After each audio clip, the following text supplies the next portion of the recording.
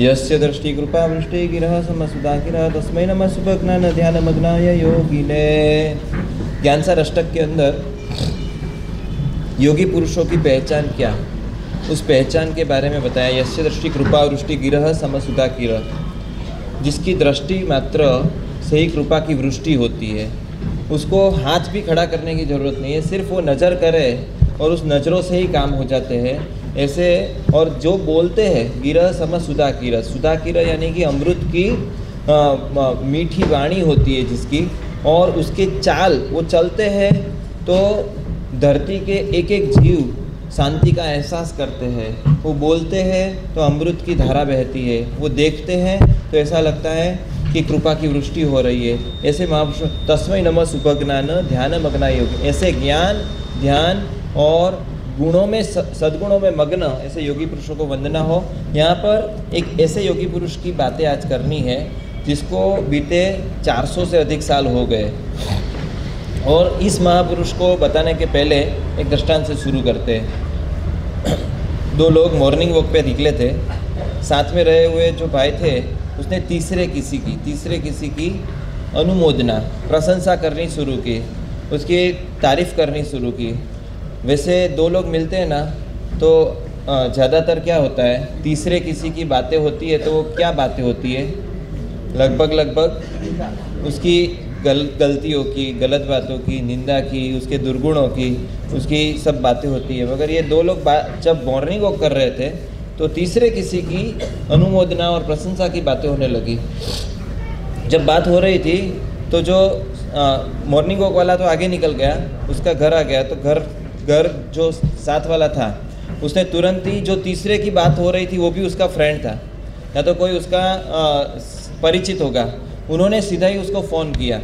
बाजू की बिल्डिंग में रहता होगा, वो पड़ोसी होगा उसका, और बाजू के फ्लैट में रहा, तो कोई फ़ोन किया। फ़ोन सुबह में 6 बजे, उसको पता था कि ये जल्दी जगता नहीं है। तुरंत ही फ़ोन की एक बार रिंग गई, दूसरी बार गई, और तुरंत ही उसने, सामने वाले ने फ़ोन उठाया, दूसरी बार रिंग गई तब तो उसने कहा कि भाई तू जीवित है? उसने कहा ऐसा क्यों पूछ रहा है, ऐसा क्यों पूछ रहा है तू? तो कि तू जीवित है या नहीं है, मैं जानने के लिए मैंने फ़ोन किया। क्यों फ़ोन किया तूने? तो कि तू जीवित है कि नहीं है वो जानने के लिए मैंने फ़ोन किया था। तो कि ऐसा क्यों? तो कि तेरी तारीफ़ कर रहा था वो साथ वाला, मॉर्निंग वॉक वाला साथ में जो था वो तेरी तारीफ़ कर रहा था, और तारीफ़ हमेशा मरने के बाद होती है। हाँ, जो उत्तम पुरुष होते हैं वो जीते जी गुणानुवाद करते हैं। जो मध्यम पुरुष होते हैं वो मरने के बाद गुणानुवाद करते हैं। जो अधम पुरुष होते हैं वो मरने के बाद भी किसी के गुण बोलना चाहते नहीं हैं, और जो अधमाधम होते हैं वो मरने के बाद भी उसकी निंदा करते हैं। कोई व्यक्ति मर गया है तो उसकी निंदा करने के लिए वो मरे हुए को भी नहीं छोड़ेगा। तो चौथे नंबर का जो इंसान है वो अधमाधम होता है, जो मरे हुए इंसान को भी छोड़ना नहीं चाहता है। हमारा नंबर किस में? सर्वोत्तम में, मध्यम में, उत्तम में कि अधमाधम में? हमारा नंबर किस में? हम लोग किसी की भी गुण गाते हैं तो कब गाते हैं? उसके मरने के बाद कि जीते जी? मेरे गुरुदेव जी ने एक किताब लिखी, कलयुग का कमाल। परमात्मा के शासन के अंदर एक ऐसे महापुरुष हुए कि हमारा नसीब है कि उसके जीते जी हम गुण गा सके या गुण देख सके। कम से कम हमारा ये तो नसीब है कि उसके मृत्यु के पश्चात इतने सालों के बाद हम। और एक बात बता दूँ, 2 प्रकार के लोग होते हैं कि जो जीवन जीते तभी भी मृत्यु पा चुके होते हैं, और कुछ ऐसे महापुरुष, कोई एक अधम पुरुष है कि जो जीवन जीते जीते भी वो मर चुका है। कायर एक ही ज़िंदगी में अनेक बार मरता है, बहादुर होता है वो मरने के बाद भी जीवित रहता है। एक महापुरुष होते हैं जो मरने के बाद भी जीवित रहते, इतना नहीं, अनेक सालों तक वो कई सारे लोगों के हृदय में जीवित रहते, सिर्फ एक हृदय में नहीं अनेक हृदय में जीवित रहते।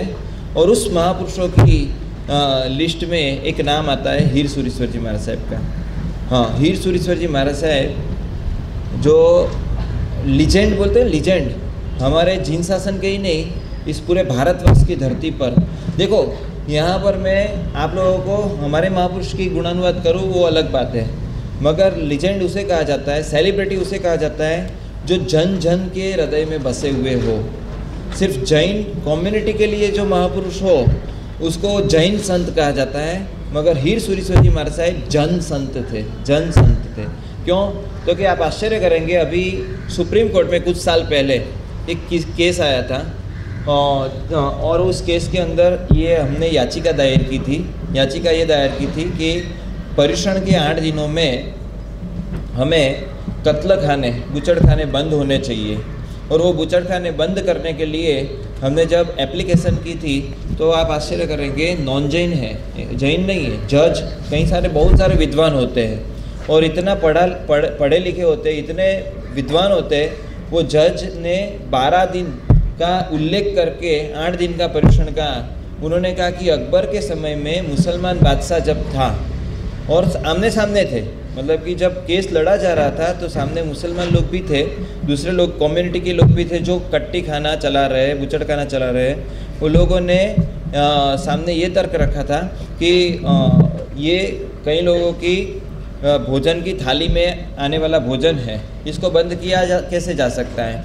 भोजन का भी अधिकार है, किसको क्या खाना वो कौन डिसाइड करेगा? ये जैन लोग डिसाइड करेंगे कि किसकी थाली में क्या आएगा? 8 दिन भी बंद कैसे हो सकता है? रोजी रोटी का भी सवाल होता है। इस व्यवसाय के साथ जुड़े हुए लोगों की रोजी रोटी 8 दिन बंद करेंगे तो उसकी रोजी रोटी का क्या होगा?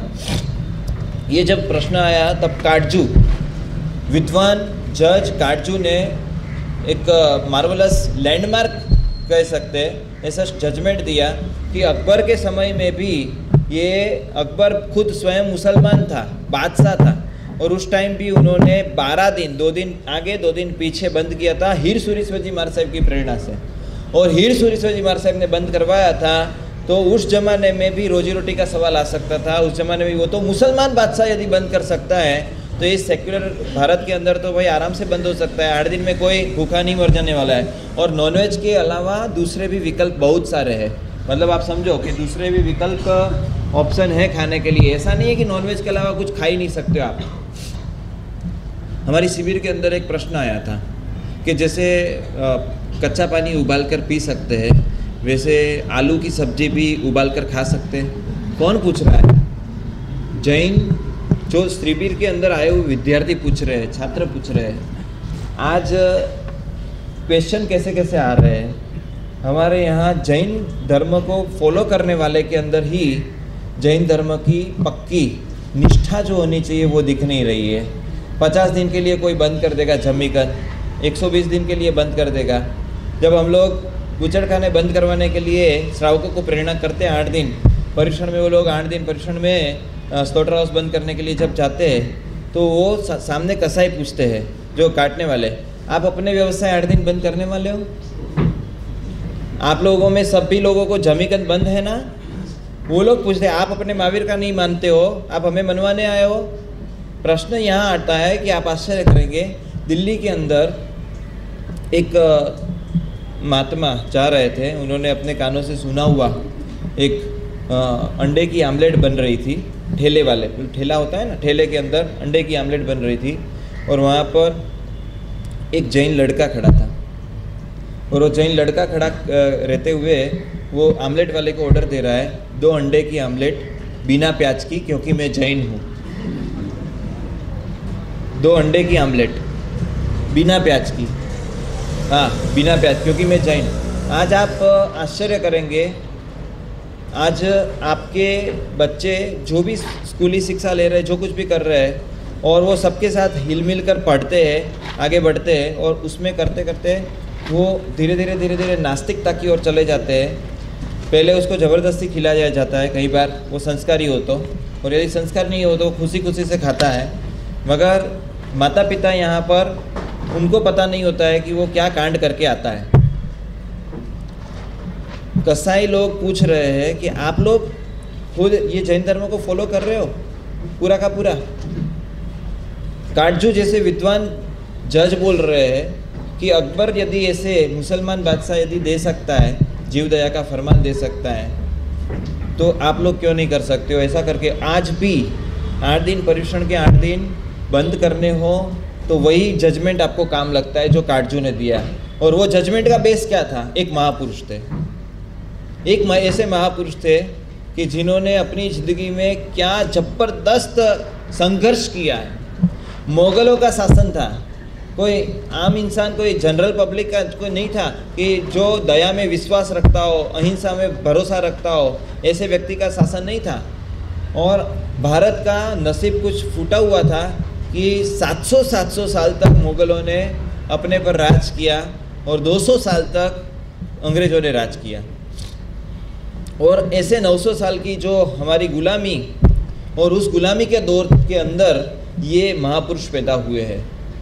मैं कहता हूँ कई बार कई लोग जो जन्म लेते हैं ना, वो बड़े होते हैं, जन्म से कोई महापुरुष नहीं होता है, बड़े होकर उसको संघर्ष करना पड़ता है। उनकी संघर्ष यात्रा देखे आपने उसके। मैं जब ये किताब लेकर बैठा था, सूरीश्वर और सम्राट, ये किताब विद्या विजय जी महाराज साहब ने लिखी, जो 20वीं शताब्दी में महापुरुष हुए थे। विद्या विजय जी महाराज साहब 19वीं शताब्दी में जन्म लिया होगा उन्होंने, और 20वीं शताब्दी में।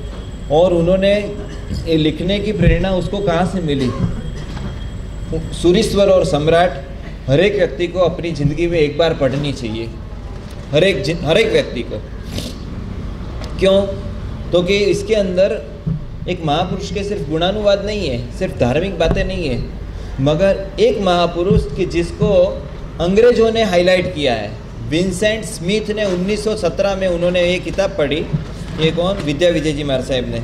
और विंसेंट ए स्मिथ की किताब द अकबर, और द अकबर उन्होंने जब पढ़ी, लिटरेचर अंग्रेजी में लिखा हुआ, तब उन्हें प्रेरणा मिली कि हीर सूरी महाराज साहब को जब अंग्रेज विद्वान हाईलाइट कर रहे हैं, तो हम तो भाई उनके महापुरुषों के ही परंपरा में आए हुए हैं, तो हमें उसका महत्व समझना चाहिए। और उन्होंने ये महत्व इसलिए समझा कि हम लोग आज तक सुनी सुनाई बातें तो बराबर है, उसको तो हाईलाइट कर सकते हैं, मगर धार्मिक बातें नहीं लिखते हुए साथ में ऐतिहासिक महत्व क्या है उसको भी हाईलाइट करेंगे, तो जन जन में पता लगेगा कि हीर सूरी महाराज साहब का योगदान क्या रहा है। एक ह नाम से जो महापुरुष हुए हमारे भगवान महावीर की पाठ परंपरा में, उसमें 3 ऐसे महापुरुष हुए कि वो यदि नहीं होते तो जैन शासन अधूरा रहता, जैन शासन अधूरा रहता। एक तो हरिभद्र सूरी महाराज, सबसे पहले नंबर में हरिभद्र सूरी महाराज साहब। ह रो रहा था, ह पूरी 12 खड़ी होती है ना, 12 खड़ी, क ख ग घ ग च छ झ स य ट ठ ड ढ ण त थ द द प फ ब ब म य र ल व स स ह। ह का नंबर कब आता है? लास्ट में। अभी आज के कोई बच्चे को पूछो कि 12 खड़ी के पूरा बोल पाएगा? नहीं। आज के बच्चे को हिंदी के नंबर पढ़ा हो तो पढ़ पाएगा? हिंदी के नंबर नहीं पढ़ते। हाँ, हिंदी के जो नंबर होते हैं वो नहीं पढ़ पाते। और पूरी 12 खड़ी में ह कहाँ पर आता है? पूरी 12 खड़ी में ह अंत में आता है, इसलिए ह रो रहा था कि मुझे अंत में रखा, इसलिए वो रो रहा था। मगर ये 3 महापुरुष हुए ना, बाद में वो हंसने लगा। ये महापुरुषों ने मेरी इज्जत बढ़ा दी। ये ह के नाम से ही स्टार्ट होता है। ये पहले नंबर में हरिभद्र सूरी महाराज है, दूसरे नंबर में वो ब्राह्मण पंडित थे, और पंडित ब्राह्मण थे, पुरोहित थे, और एक जगह चित्तौड़ के पुरोहित थे। उन्होंने जबरदस्त जिन शासन का डंका बजाया, 1444 ग्रंथों की रचना की। और महोपाध्याय यशो विजय जी महाराज साहब ने जितने भी ग्रंथ लिखे उसमें हर जगह पर हरिभद्र सूरी महाराज साहब का कहीं ना कहीं पर उन्होंने साहित्य का उल्लेख किया है, या तो फिर उनका आधार लिया है। हरिभद्र सूरी महाराज साहब नहीं होते तो जिन शासन अनाथ हो जाए। हरिभद्र सूरी महाराज साहब क्या लिख रहे हैं पता है? हाँ अणा का उनता जैन हुन तो जिना गमो, हाँ अणा हाँ कहम हुन तो जैन हुन तो जिना गमो। यदि जिनेश्वर प्रभु के आगम नहीं होते तो अनाथ ऐसा हमारा क्या होता। और महोपाध्याय यशो विजय महाराज साहब की बातें पढ़ते हैं तब लगता है कि हरिभद्र सूरी महाराज साहब नहीं होते तो अनाथ ऐसा हमारा क्या होता। उन्होंने पूरे जिनागम का सार बहुत सारे अपने कुछ ग्रंथों के अंदर दे दिया। हाँ ना, पहले नंबर में। दूसरे नंबर के महापुरुष हुए हेमचंद्राचार्य जी। कलिकाल सर्वज्ञ हेमचंद्र साहब नहीं होते तो हम अनाथ हो जाते। आज जितनी भी अहिंसा का प्रचलन थोड़ा बहुत भी दिख रहा है, वो उसका टोटली श्रेय आज महावीर स्वामी के साथ साथ हेमचंद्राचार्य जी को जाता है। काका कालेलकर अजैन लेखक है, महाराष्ट्र के अजैन लेखक काका कालेलकर लिख रहे हैं कि आज पूरे भारतवर्ष के अंदर जो भी अहिंसा दिख रही है, जो भी वेजिटेरियनिज्म दिख रहा है, हिंदुओं में भी, जैनों में तो समझ में आता है, हिंदुओं में भी जो आज शाकाहार का प्रचलन दिख रहा है और मांसाहार से दूर रहने वाले सैकड़ों परिवार दिख रहे हैं, उसका एकमात्र श्रेय कलिकाल सर्वज्ञ हेमचंद्राचार्य जी को जा रहा है। वो नहीं होते तो गुजराती भाषा नहीं होती, और वो नहीं होते तो आज अहिंसा जो दिख रही है वो नहीं होती। पूरे विश्व के अंदर सबसे ज़्यादा अहिंसा भारत में है, और पूरे भारत के अंदर सबसे ज़्यादा अहिंसा राजस्थान में। ऐसे राजस्थान, गुजरात वगैरह सब स्टेट में जो दिख रहा है, आप आश्चर्य करेंगे। यहाँ टी नगर में मेरे बेन मार साहब का चौमासा है, धैर्य निधि सीजी मार साहब का। उन्होंने एक बार बातों बातों में ऐसा बोल दिया था कि तमिलनाडु में फिर से चौमासा करने नहीं आना है, क्योंकि यहाँ जो हिंसा दिख रही है, यहाँ जो काटते हैं रास्ते के बीच में, वो देखने के बाद यहाँ मन नहीं होता है। एक श्रावक आकर रो पड़ा कि साहब आप चले जाएंगे, आप यदि ऐसा बोलेंगे यहाँ चौमासा नहीं करना है तो हमारी क्या हालत क्या होगी। हमारी हालत, हमारे अंदर थोड़े बहुत भी संस्कार बचे हुए हैं। आप जैसे महात्मा आते हो चौमासे के अंदर, आप साहब आजू बाजू की हिंसा मत देखो, आप हमारे घरों को देखो।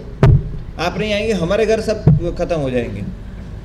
हेमचंद्राचार्य जी पहले नंबर में, हरिभद्र सिंह साहब दूसरे नंबर में हेमचंद्राचार्य, और तीसरे नंबर में एक लीजेंड हुए, सेलिब्रिटी हुए, जिनका नाम था हीर सूरीश्वर जी महाराज साहब। 1500 साल पहले हुए हरिभद्र सिंह महाराज साहब, 1000 साल अप्रॉक्स 1000 साल पहले हुए हेमचंद्र सिंह साहब, और 400 साल पहले हुए हीर सूरीश्वर जी महाराज साहब। हीर विजय, हमारे यहाँ तो यहाँ तक लिख दिया कि हीर सूरी महाराज साहब का जिसने रास नहीं पढ़ा है, जिसने जन्म लेने के बाद शत्रुंजय नहीं गया है, शत्रुंजय की यात्रा नहीं की, जिन्होंने और हीर सूरी, ऐसे 3 चीज़ लिखी है। हीर सूरी महाराज साहब का रास नहीं पढ़ा, वो अभी गर्भावास में है, वो अभी उसको जैन धर्म की उसकी पहचान नहीं, वो जैन धर्म को पाया नहीं है, वो तो अभी गर्भावास में। हीर सूरी महाराज साहब ऐसा कैसा काम किया होगा उन्होंने कि जो उसके लिए बताया जाता है कि यदि हीर सूरी महाराज साहब को नहीं पहचाना है, उनके चरित्र को नहीं जाना है, तो वो गर्भावास में। आप आश्चर्य करेंगे, अकबर जैसे मुसलमान राजा को प्रतिबोधित करना, अकबर प्रतिबोधक का एक तमगा लगा है उनके ऊपर। दूसरे सब सारे काम छोड़ दो उनके शासन प्रभावना के, मैं उनके शासन प्रभावना के अनेक कार्यों को यहाँ बताने आया हूँ, मगर मुझे 100% श्रद्धा है कि मैं 1 घंटे के अंदर उनके कार्यों को नहीं ले पाऊँगा। यदि आपको सुनना हो तो हम कल भी उसकी गुणानुवाद साथ में कंटिन्यूस करेंगे। हीर सूरीश्वर जी महाराज साहब को इतना महापुरुष को लेने के लिए 1 दिन कम पड़ेगा, और महापुरुषों को गुणानुवाद के अंदर हमारे यहाँ लिखा है कि आवश्यक स्वाध्याय समो प्रोक्तो, महापुरुषों के गुणानुवाद को आवश्यक स्वाध्याय समान कहा गया है। आप जो प्रवचन कर रहे हो वो प्रवचन में भी स्वाध्याय है और गुणानुवाद सुनने में भी स्वाध्याय ही है। उतनी ही कर्म निर्जरा, उल्टा कई बार अधिक कर्म निर्जरा होती है। मेरे एक गच्छाधिपति जयगो सूरीश्वर जी महाराज साहब का विज़न बता रहा हूँ। जयगो सूरीश्वर जी महाराज साहब ने मेरे गुरुदेव श्री को दिल्ली भेजा। कई सालों के बाद कोई आचार्य भगवंत इस प्रकार दिल्ली गए होंगे, बाकी सब जाते ही होंगे, मगर कोई राष्ट्रीय कारण से और ख़ास तो पॉलिटिकल लेवल के लोगों को समझाने के लिए दिल्ली गए हो। ऐसे हीर सूरी महाराज साहब के बाद शायद गुरुदेव श्री होंगे। जयगो सूरीश्वर जी महाराज साहब ने यही बताया कि हमेशा हम लोग क्या सोचते हैं कि जिसकी सभा में हजारों लोग आते हैं वो शासन प्रभावक, मगर वो शासन प्रभावक है, 100% है, मगर इससे भी बड़ा शासन प्रभावक कौन है पता है? दिल्ली जाएंगे आप तो शायद आपकी सभा बड़ी नहीं होगी, क्योंकि दिल्ली के अंदर जैन लोग बिखरे हुए हैं। 300 किलोमीटर के एरिया में श्वेतांबर मूर्ति पूजक संघ के लोग यदि माने तो 300 किलोमीटर के एरिया में 1000 घर। दिल्ली में जब जाने की बात आई तो दिल्ली वाले खुद जयपुर आए थे और गुरुदेव जी को रास्ते में मिलने के लिए आप साहब आपकी सभा गुजरात में हज़ारों की होती होगी, 5-5 हज़ार की सभा आपकी गुजरात में होती होगी, महाराष्ट्र में होती होगी, मुंबई में होती होगी, साहब आप दिल्ली में आप आ रहे हो, मगर हम आपको खुलासा कर देते हैं, मतलब निखालसता से, प्रामाणिकता से हम ये ओपन कर देते हैं कि दिल्ली में आपकी सभा बड़ी नहीं हो सकती है, क्योंकि कोई भी संघ में आप जाएंगे तो कहीं पर 25 घर है, कहीं पर 20 घर है। अब अशोक विहार में चतुर्मास किया हमने 2007 में, ये जो मुथा जी है MM एक्सपोर्ट वाले, उसके भाई ने ही चतुर्मास पूरा करवाया, एक ही परिवार ने पूरा चौमासा कराया अशोक विहार में 2007 में। अब आप आश्चर्य करेंगे, एक चौमासे के अंदर वो आधे किलोमीटर में 1 से 2 घर थे खाली। कितने? यहाँ ये सोसाइटी को देखता हूँ तो मैं आपको सबसे बड़ा सौभाग्यशाली मानता हूँ, क्योंकि इस विश्व में, पूरे विश्व में सबसे ज़्यादा घर कम से कम एरिया में सबसे ज़्यादा जैनियों के घर हो तो ये केएलपी की सोसाइटी में, सही बोल रहा हूँ? और आप सबसे ज़्यादा नसीबदार हो मेरी दृष्टि में कि इतना बड़ा संघ कम एरिया में कहाँ मिलेगा आपको। और वहाँ पर देखें तो आधे किलोमीटर में 1 किलोमीटर में 1 या 2 घर मृत्यु बताएगी। और वहाँ पर दिल्ली जब गए थे तब गुरुदेव ने कहा कि मैं इसके लिए आ ही नहीं रहा हूँ। गच्छाधिपति जयघोष सूर्य साहब का विज़न क्या था? जयघोष सूर्य महाराज साहब ने ये बताया कि हजारों लोगों को आप समझाओ, वो परिणाम नहीं मिलेगा जो आप की पर्सन को समझाते। की पर्सन समझ रहे हो आप? कि जिसके हाथों में करोड़ों लोगों को कैसे जीना, कैसे रहना, कैसे खाना, क्या पीना, उसकी नीति बनाने के अधिकार है करोड़ों लोगों के। उन लोगों को समझाओ कि जिसके हाथ में करोड़ों लोगों का भविष्य है। और ये बात गुरुदेव सिंह ने पहले भी अपने जिंदगी में पूर्व जीवन में भी देखी हुई थी। सिर्फ गुजरात के एक शिक्षा मंत्री प्रबोधन राव पंड्या, शायद मैं नाम नहीं भूलता हूँ, तो शिक्षा मंत्री को समझाया किसी जैन को यदि बोले कि तू तेरे बेटे या बेटी को कॉलेज भेज रहा है और खास तो मेडिकल की शिक्षा दे रहा है, MBBS का, उस टाइम मेडिकल में फ्रॉग डिसेक्शन आता था। फ्रॉग डिसेक्शन के अंदर मेंढक को चीरना पड़ता था, जिंदे मेंढक को बेहोश किया जाता था और बेहोश करके लाया जाता था। हजारों मेंढक पकड़ने वाले लोगों को नियुक्त किया जाता था और वो मेंढक लाते थे। और जैन का बच्चा जो एक इंडिया बे इंडिया कर रहा है संवत्सरी के दिन में प्रतिक्रमण में, जो जमीकन खाने के लिए तैयार नहीं, वो जैन का बच्चा पंचेंद्रिय का वध कर रहा था मेडिकल में, क्योंकि उसके सिलेबस में था। सिर्फ एक व्यक्ति को समझाया गुरुदेव सिंह ने कि अब आप लोग कह रहे हो कि मेडिकल में ये करना पड़ता है, जरूरी नहीं है। ऑस्ट्रेलिया के अंदर अभी प्लास्टिक का मेंढक का वो आ गया है मॉडल, आपको मेंढक का डिसेक्शन करने की ज़रूरत नहीं पड़ेगी। ऑस्ट्रेलिया की स्कूलों के अंदर ये चालू हो गया है, कॉलेजों में चालू हो गया है, तो आप इंडिया में क्यों नहीं लागू करवा सकते हो? गुजरात के वो शिक्षा मंत्री को समझ में आया, उन्होंने पूरा चेंज किया नीति। ठीक इसी प्रकार इंदिरा गांधी ने कबूतर की निकास करने का फाइनल कर दिया था। और कबूतर की निकास करने का जब फाइनल किया था तो मेरे गुरुदेव श्री उनको मुंबई के एक प्राइम लोकेशन पर मिलने के लिए गए थे और साथ में कुछ श्रावक भी थे। वो फोटो सिर्फ 3 मिनट का समय दिया था, 3 मिनट का। उस टाइम प्रधानमंत्री थे भारत के और वो मुलाकात का समय दिया था। 3 मिनट में बोले तो भी क्या बोले, क्या समझाए सामने वाले को? एक फ़ोटो दिखा दिया। इंदिरा गांधी जब छोटी थी, छोटी बच्ची की उम्र में नेहरू के साथ खड़ी थी, जवाहरलाल नेहरू को, वो कबूतरों को उड़ा रही है और कितनी प्रसन्न हो रही है। बोले कि आपके पिता नेहरू जी ने शांति का दूत के रूप में घोषित किया इस कबूतर को। इस कबूतर को आप प्रसन्नता से उड़ा रहे हो, इस कबूतर को कत्ल करने के लिए आप दूसरे देशों में एक्सपोर्ट करने के लिए डिक्लेयर कर चुके हो, आप कैसे कर सकते हो? पहले ही स्टार्टिंग में ही जब उन्होंने बोला तो गुरुदेव श्री को इंदिरा गांधी ने क्या बताया कि आप लोग जैन लोग हैं ना, सिर्फ विरोध के अलावा कुछ लाते ही नहीं हो। विरोध नहीं, मैं तो आपको पॉजिटिव बात बता रहा हूँ कि ये कबूतर इतने प्रसन्न है, आप भी उसको उड़ाते हुए इतने प्रसन्न, छोटी उम्र में आप उड़ा रहे हो। और कई बार हमारी एक मानसिकता क्या है, एक माइनस पॉइंट ये बता रहा हूँ, हम लोग जब कोई चीज़ आती है जो धर्म के खिलाफ हो, जो संस्कृति के खिलाफ हो, और ऐसे कोई कानून पास होते हैं या तो होने की तैयारी में होते हैं, तब हम विरोध के लिए तो जाते हैं। हजारों लाखों की संख्या में मेल पहुंचते हैं, हमारे ईमेल करते हैं। मगर जब वो लोग बदलाव करते हैं अपने नियम में, नीति में बदलाव करते हैं, तब हमारी एक माइनस पॉइंट में बता रहा हूँ कि हम लोग उसको धन्यवाद के पत्र कितने भेजते हैं।